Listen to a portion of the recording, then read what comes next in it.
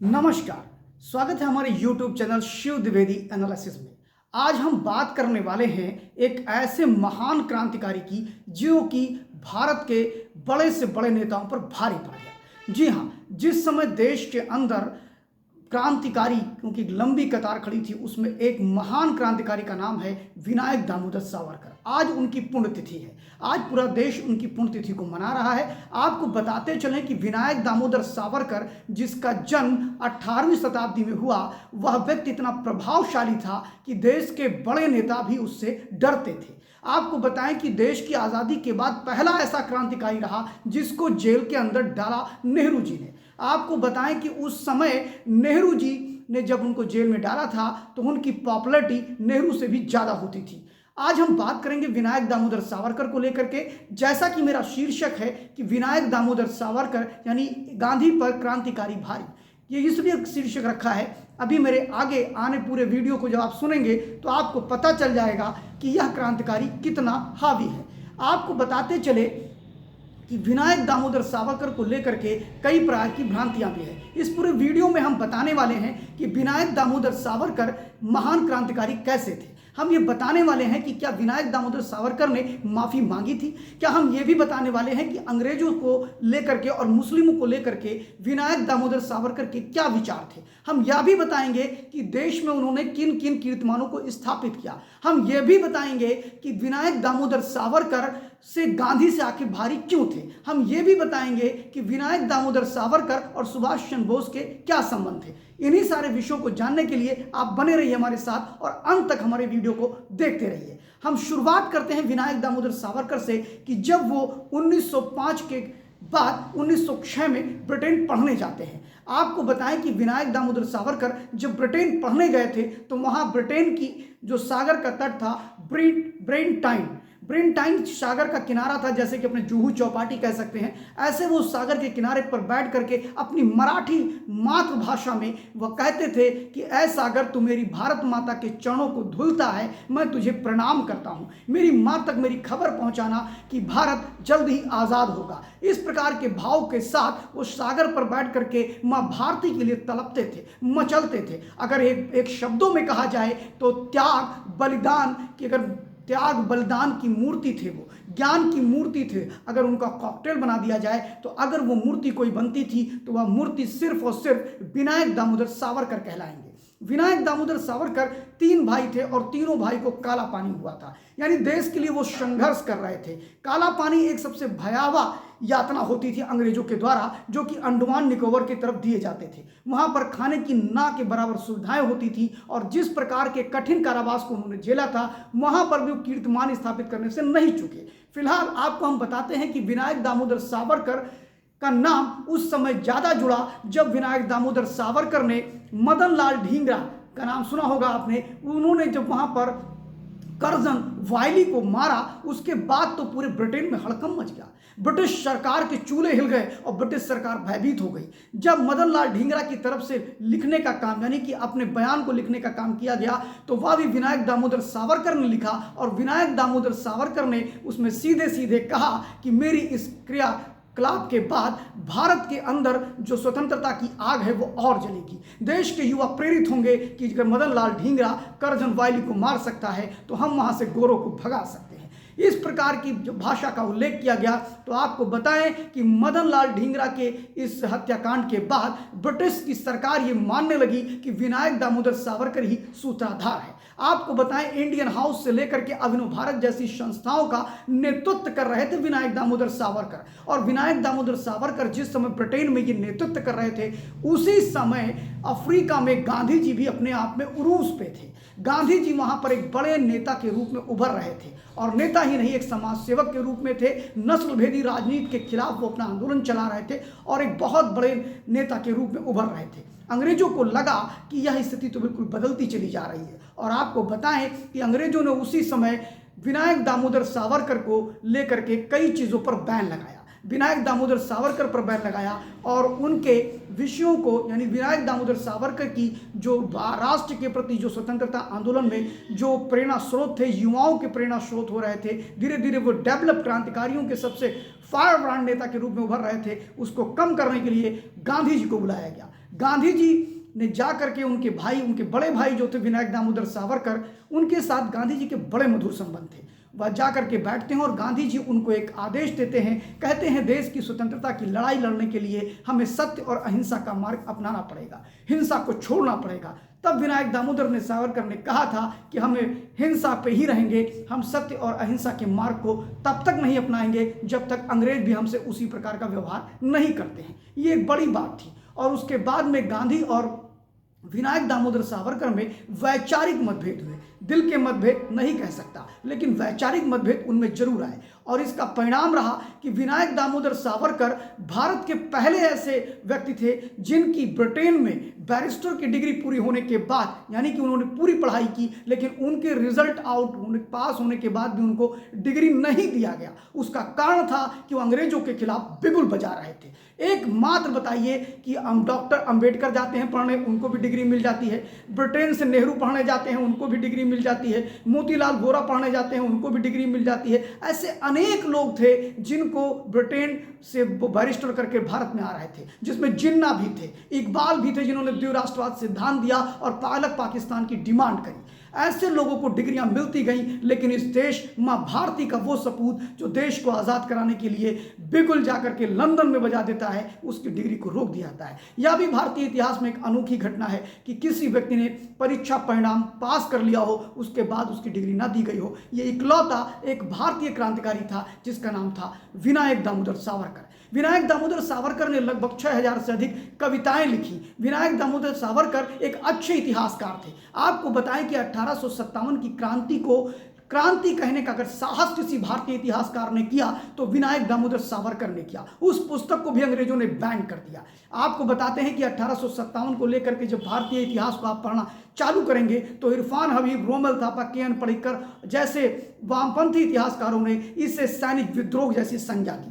पहली बार इसको भारतीय इतिहास में अगर किसी इतिहासकार ने क्रांति कही या स्वतंत्रता क्रांति कही, स्वतंत्रता समर कहा, तो उसे विनायक दामोदर सावरकर ने कहा। विनायक दामोदर सावरकर गांधी से क्यों हावी थे, यह भी बात करना जरूरी है। आपको बताएं, जिस समय गांधी जी भारत में आए, उन्होंने कुछ 3 आंदोलन बड़े किए। एक असहयोग आंदोलन, दूसरा छुआछूत को लेकर उन्होंने मूवमेंट चलाया, तीसरा उन्होंने नमक आंदोलन चलाया, चौथा भारत छोड़ो आंदोलन चलाया। इन सारे विषयों को अगर हम देखें तो इससे पहले ऐसे आंदोलन होते रहे हैं। और आपको बताएं, गांधी जी को भारत में लाने के पीछे यह भी माना जाता है, बिपिन चंद्र पाल ने अपनी पुस्तक इंडिपेंडेंट इंडिया, एक पुस्तक उनकी है, उसमें उन्होंने लिखा, भारत का स्वतंत्रता संग्राम में उन्होंने लिखा कि जो गांधी जी थे वो अंग्रेजों के सेफ्टी वॉल की तरह काम करते थे। जैसे कुकर में जब प्रेशर बन जाता है तो सेफ्टी वॉल से उसकी आप प्रेशर निकाल देते हैं और कुकर शांत हो जाता है। ठीक उसी प्रकार की स्थिति गांधी जी के साथ थी कि उन्हें भी अंग्रेज प्रेशर कुकर की तरह इस्तेमाल करते थे। जब देश का युवा बिल्कुल आक्रोशित हो जाता था, उसे लगता था कि अब देश को आज़ाद करा लेंगे, अब गोरों को भगा देंगे, उसी समय गांधी जी अपने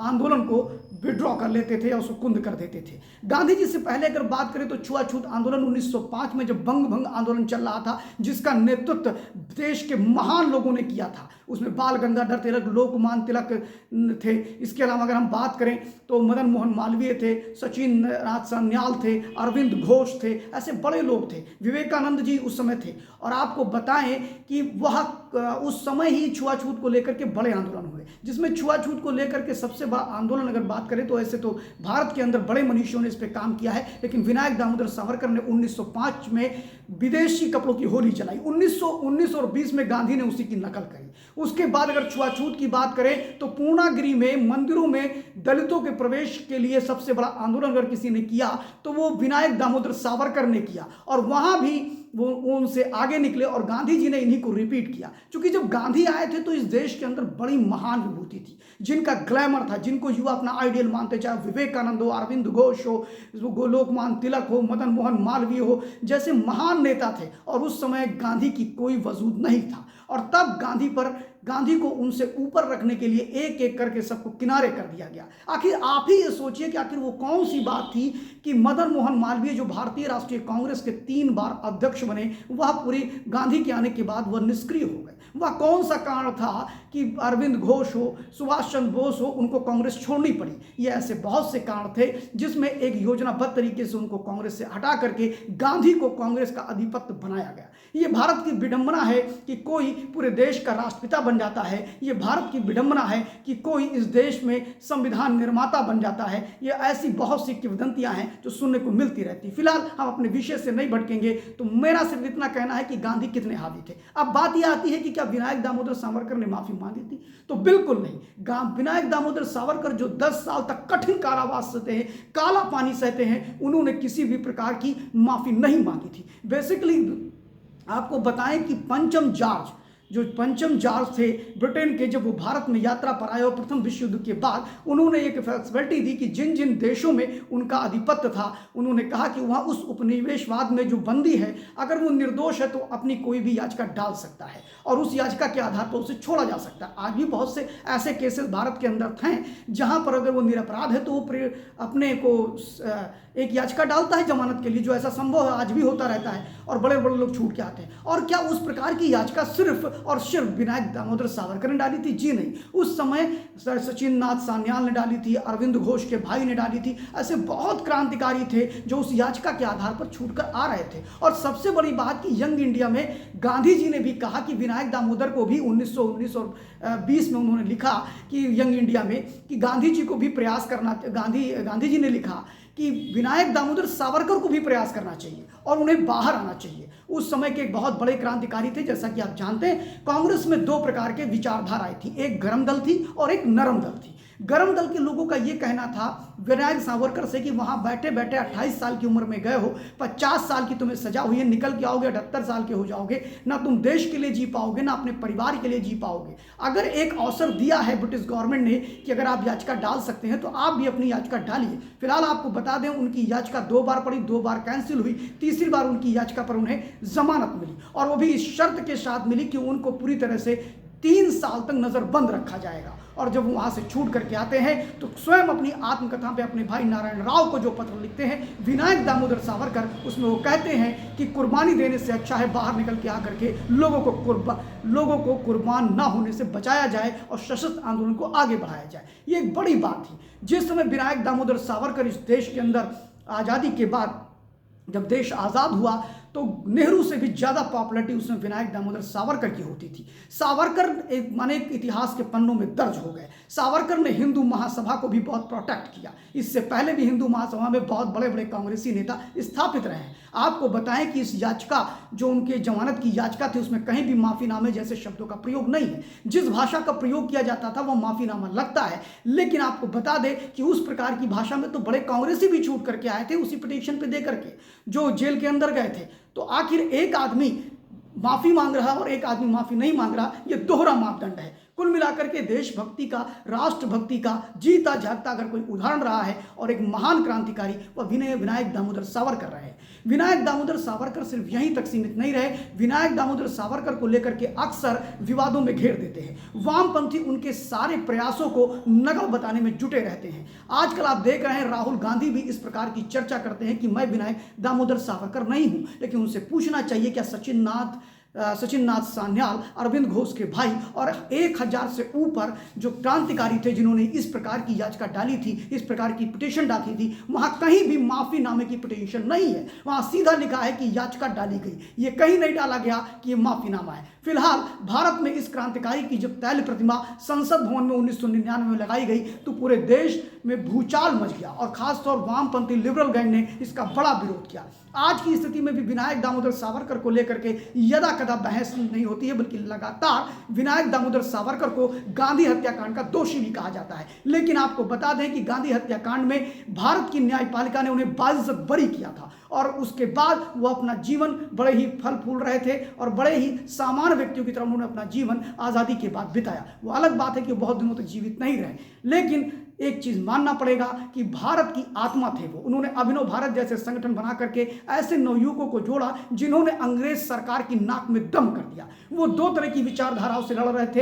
एक तरफ इस देश में 1905 में मुस्लिम लीग भारत में दूसरे देश की परिकल्पना कर रहा था और दूसरी तरफ अंग्रेजों से भी लड़ रहा था। विनायक दामोदर सावरकर ने सीधे चाणक्य की नीति को अपनाया और कहा कि हम पहले अंग्रेजों को भगाएंगे, बाद में हम निपटेंगे कि कहाँ हिंदू राष्ट्र और मुस्लिम राष्ट्र की अवधारणा पर बाद में बात करेंगे। फिलहाल विनायक दामोदर सावरकर हमारे आदर्श हैं और इस देश के महान क्रांतिकारी हैं। वो गांधी से बहुत योग्य थे, इसलिए गांधी के पक्षधर उनके खिलाफ इस प्रकार का निगेटिव बरतते हैं। ऐसे ही और वीडियो देखने के लिए, तथ्यपरक वीडियो देखने के लिए हमसे जुड़े रहिए और हमारे वीडियो को लाइक करिए, सब्सक्राइब करिए, बेल आइकॉन जरूर दबाइए। अगर आपको हमारा वीडियो अच्छा लगा हो तो कमेंट बॉक्स में जा करके आप अपनी प्रतिक्रिया भी दे सकते हैं।